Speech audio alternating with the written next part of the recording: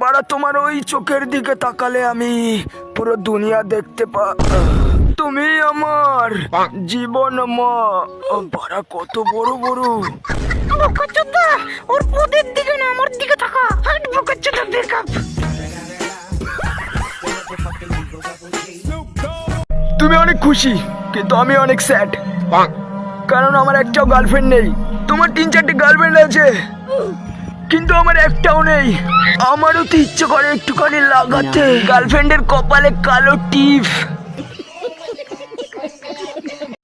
জানু কে কে